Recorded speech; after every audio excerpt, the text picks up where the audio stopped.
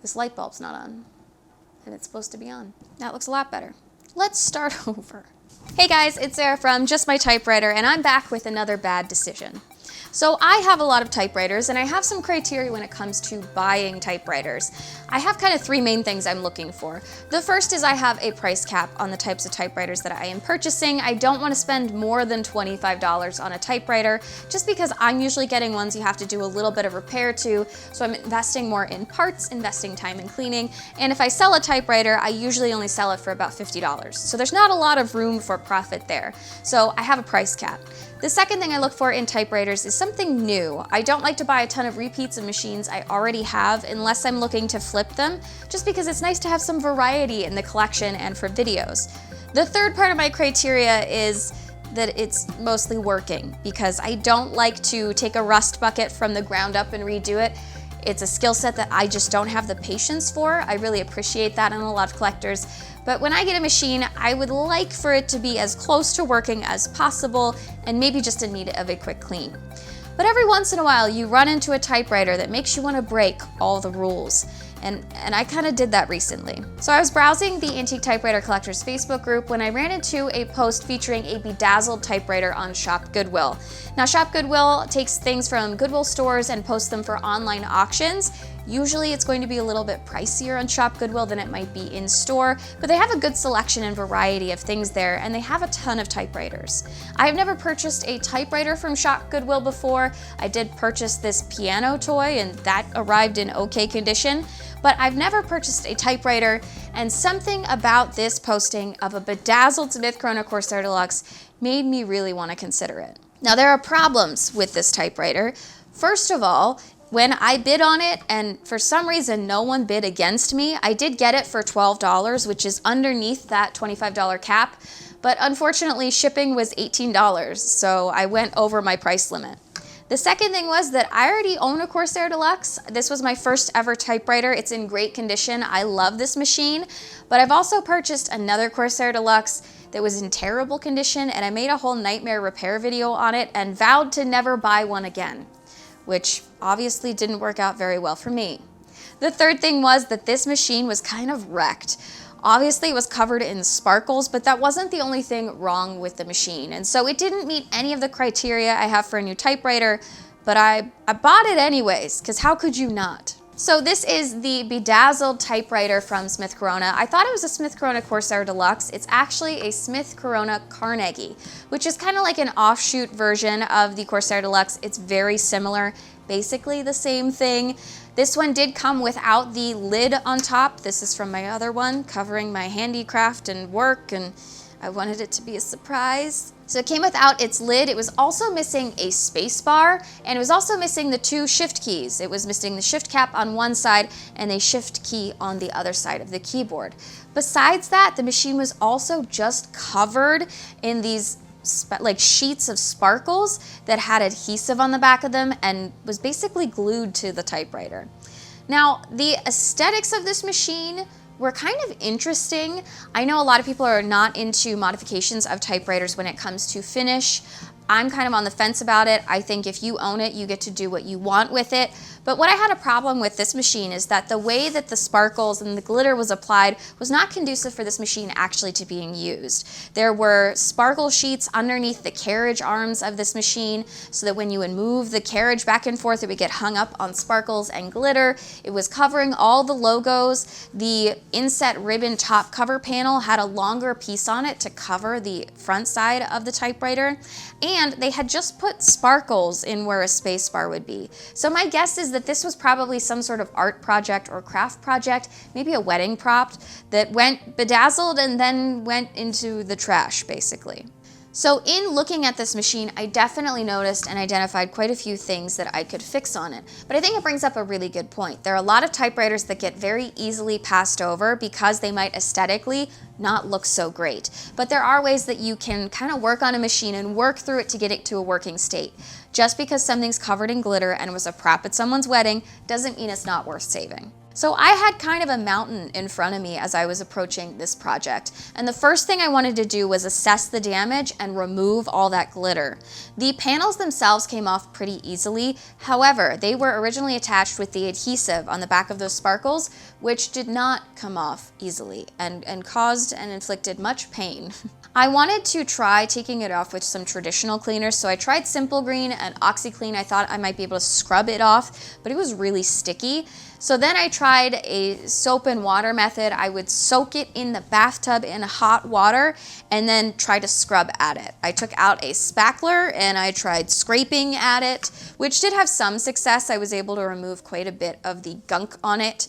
I would let it soak, which also helped remove some of the adhesive in really hot water. This was about a 3-day process of just dipping it in water, letting it sit there, going in every 20 minutes and scrubbing at it until it would come off. It just felt like it was never going to be clean. And then I had a brainwave, which I wish I would have had 3 days earlier, that I could use Goo Gone to remove this adhesive. And that's what I did. So the Goo Gone removed everything almost in seconds. It took that adhesive, gripped it, and removed it from the actual panels of the typewriter. And what I noticed was there were a couple places where there might have been staining on the original plastic of the machine, and that's probably why someone covered it up. The other thing was some of the adhesive did mess with some of the paneling on the machine. So that back Smith Corona panel did get a little bit messed up with adhesive on it, but overall, the outside of this machine was in pretty good condition after removing all of this adhesive. One of the difficult parts about working on a Corsair is that they are not designed to be taken apart and worked on. They're just not designed very well, which is not a criticism I often have for Smith Corona, but these machines suck. They're just not built to be messed with. So they're very difficult to take apart. When you are taking apart the paneling of this machine, the ribbon cover just kind of pops out. It's held in with springs, so that's not a big deal. But the issue comes when you're trying to take off anything else. The first thing I like to do is take off kind of the top plastic part so that you can slide the rest of the typewriter out of the base of the machine. And in order to do this, you have to remove 2 screws underneath the carriage to kind of get that piece out. And then the front of this is held in with little plastic ledges that hold into the metal of the machine on the base. So you kind of have to finagle it. The other thing I've realized working on these machines is that you almost have to take out the typewriter and the topper at the same time. So there are 2 screws in the machine itself that hold it into that base. So you can remove those from the top by moving the carriage around, and you have to kind of go into the machine and remove those so that the typewriter itself is loose from the base, as is the topper. Once the topper is loose and the typewriter is loose, you can kind of slide it out of there so you then have your base.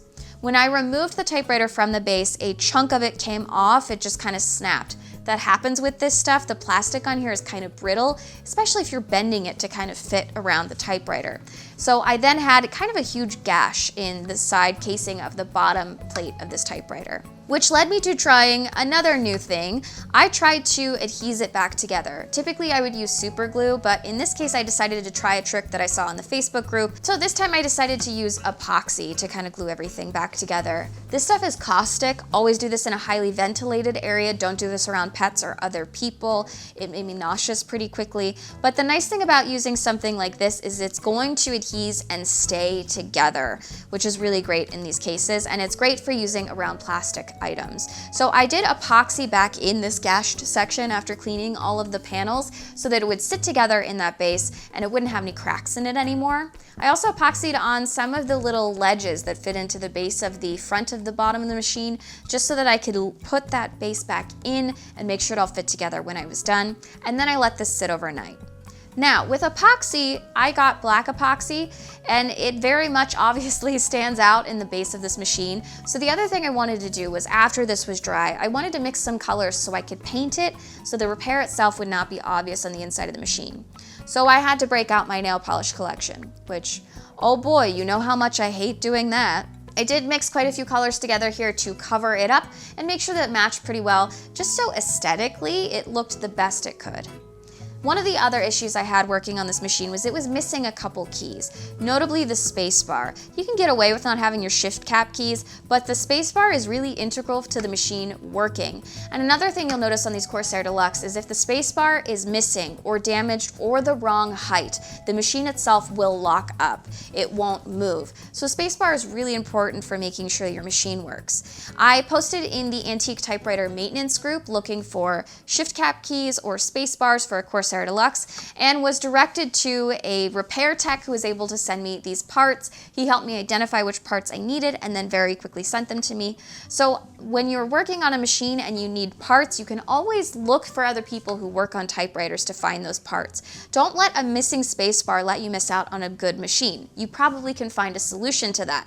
And I like using the Antique Typewriter Maintenance group to find those solutions. I was very easily able to replace these pieces. The shift cap keys just slid right on, but the spacebar was kind of its own problem.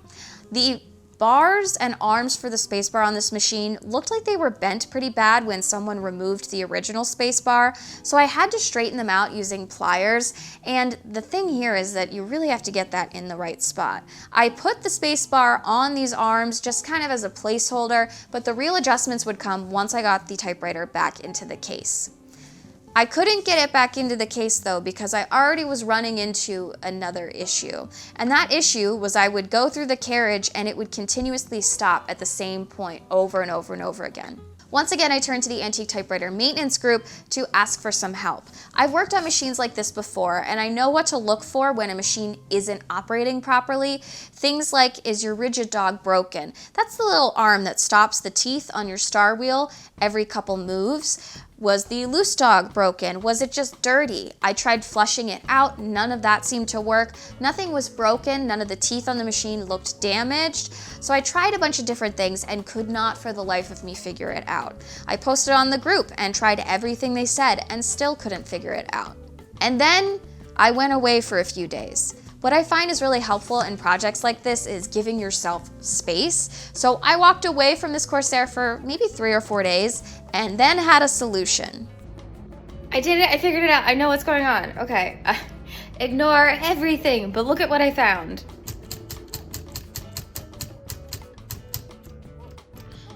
This lever is getting stuck on the carriage, keeping it from going forward. So I just have to find out how to make sure that this lever is up high enough not to get caught on the rails. Now, that took me 3 weeks to figure out. With the carriage operating properly, it was time to put the typewriter back together and figure out how to get that spacebar adjusted correctly. The spacebar is attached by a long bar on the bottom of the machine, which you can only access after you've taken it out of the casing. And you kind of have to bend this bar to the right level in order to get your spacebar to sit at the right height so the typewriter doesn't think the spacebar is always engaged, but also so that it isn't so low that the casing on top of it will hold it stuck in place. So I went through the process of adjusting the spacebar, which took me a little while, a little bit of finagling. You kind of have to bend the metal a little bit on the bottom and also the arms to make sure that they were in a straight enough place so that when you put this topper on top, the spacebar travels freely up and down in between these spaces. Adjustments like this can be kind of hard to learn.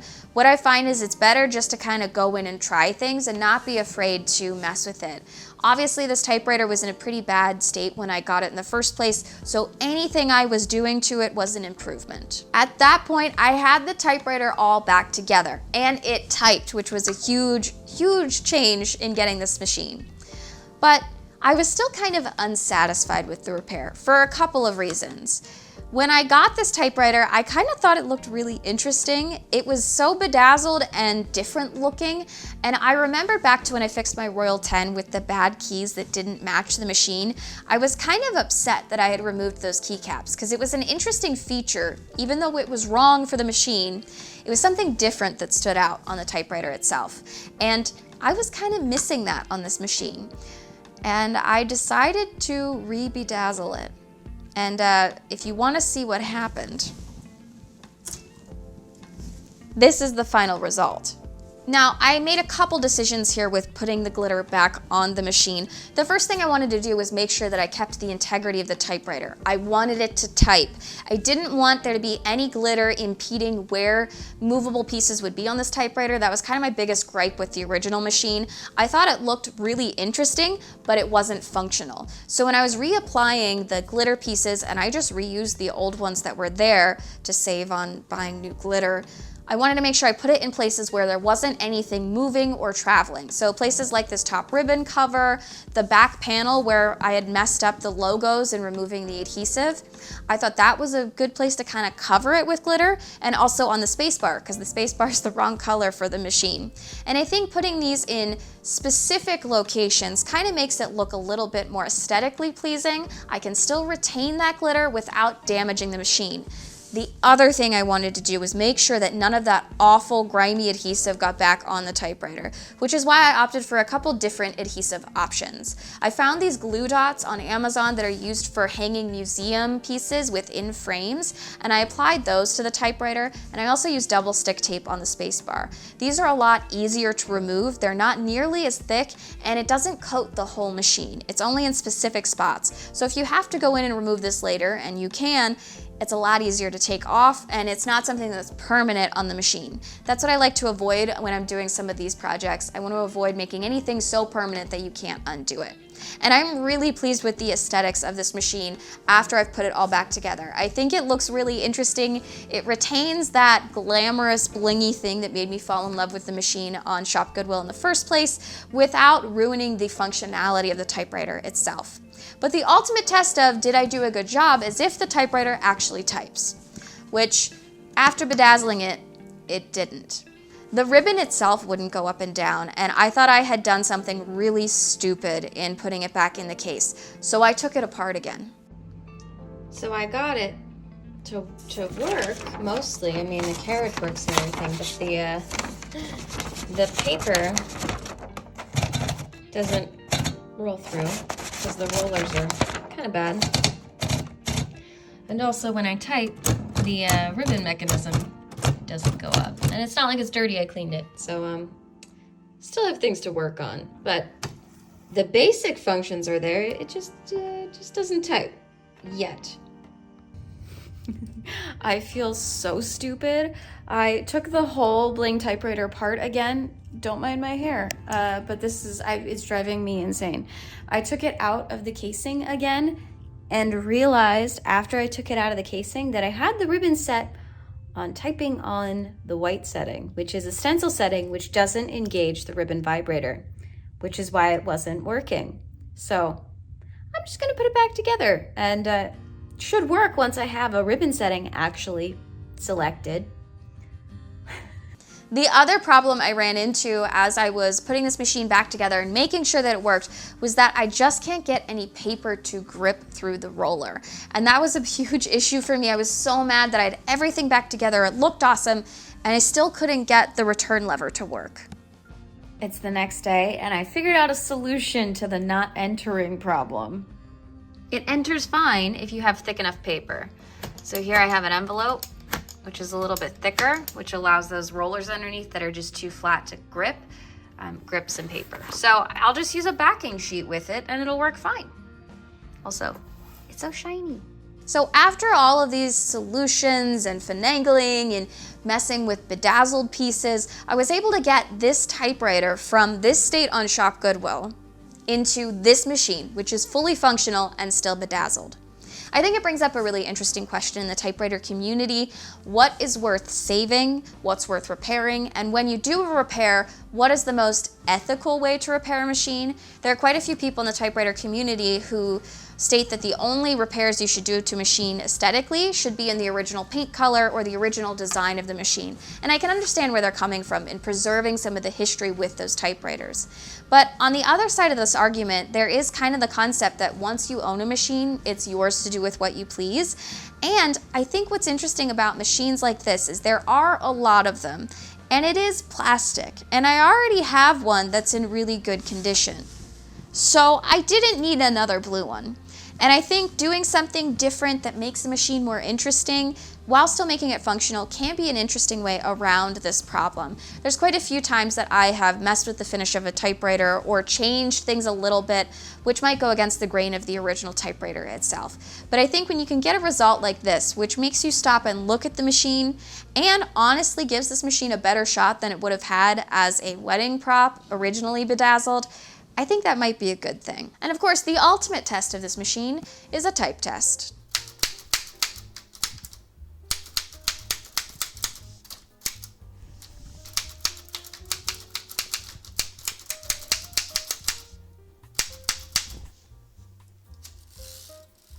The Corsairs themselves are not great typers. They were from the 1960s. They're much lighter weight. They are not going to feel the same as a Quiet Deluxe or a Smith Corona 5 series. They're not as heavy to hold themselves. They're more of a travel model. And this isn't a great typing experience. Absolutely not. But it is operational, and I think that's the important thing to focus on here. So, I don't know if I learned a lesson here in buying bad typewriters because I had a success story, and that just means I'll be a little bit braver to buy another bad one. But I do think it kind of fixes some of the issues I had with my last buying a bad typewriter, the Royal 10. I like that I got to add that character back into the machine itself. It has a history. I don't know what that history is, but you can still see elements of it, even though now it is fully operational and functional. A lot of repairs are things that you can do on your own. A machine like this is one that I never thought I'd be able to tackle again. I had such a nightmare experience fixing my other Corsair Deluxe that I never wanted to buy another one. But what I found in taking this one apart is that nightmare experience made it possible for me to feel a lot more confident in taking apart this one. I already knew how to solve some of the problems that I had had on the original one, and that made it a lot easier to take this apart. And now I could be timed taking this machine apart and I could probably get it back together. Maybe. Maybe not do a spacebar adjustment again because that's hard, and I think I got lucky on that one. If you're interested in more typewriter content, I do have some other videos here on this YouTube channel as well as an Instagram at just.my.typewriter. I want to thank you all so much for watching and remind you, you're just my typewriter. And now this bedazzled thing is going in my office on a shelf where it can be enjoyed by many. And also I can look at it and be happy with how pretty it is.